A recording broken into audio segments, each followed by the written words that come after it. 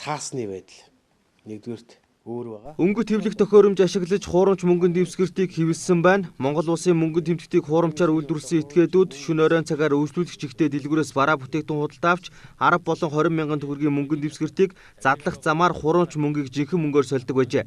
Мөн шөнийн цэнгэний газраар үйлчлүүлэгтээ хуурамч мөнгөөр гүйлгээж байсныг мөрдөн байцаалт явцад тогтоожээ. Иргэн ДУ нараа одоо бүлэглэн онц хэмжээний мөнгөнд тэмдэгтийг хуурамчаар үйлдэж ашиглан борлуулж гүйлгээнд оруулсан энэ гэмт үйлдэл шалгадаж мөрдөн байцаалтай ажиллагаа явагдаж байна.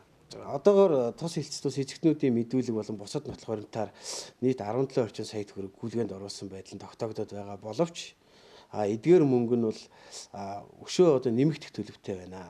Өдрөөс өдөрт бас тодорхой хэмжээгээр одоо аж ахуй нэгж үйлчлэгээний байгууллагуудаас хуурамч мөнгөнд тэмдэгттэй холбоотой асуудлууд бас шалгуулахаар орж ирж байгаа. Эдийн засгийн гэмтэрхтэй тэмцэх хилцээс өгч байгаа мэдээлэлээр хуурамчаар үйлдсэн 10 болон 20 мянган төгрөгийн мөнгөнд дэвсгэртийг банкны мөнгө тоолох машинаар илрүүлсэн байна. Хуурамч мөнгөнд дэвсгэртийг гараар эмэрч гэрэлд нууцлын шалгах замаар мэдэх боломжтой ч гэмт этгээдүүд шөнийн цагаар үйлчлэгээний байгууллагын ажилтны анхаар суларсан үед гүйлгээ хийдэг байжээ. Иргэдийн гар дээрх хуурамч мөнгнүүд бол тэр болгон тухайн үед бол илэрч тогтоогдох боломж болцоо байхгүй байгаа.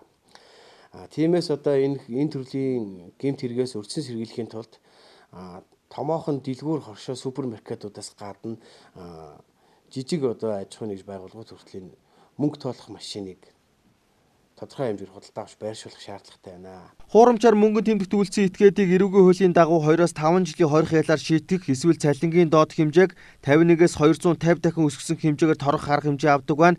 17 сая төгрөгийг хуурамчаар үйлснийг илрүүлсэн ч мөнгөнд нэмэгдэх магадaltaй учраас бэлэн мөнгөөр худалдаа авалт хийхдээ хянуур хандахыг цагдаагийн байгууллагаас анхаарууллаа.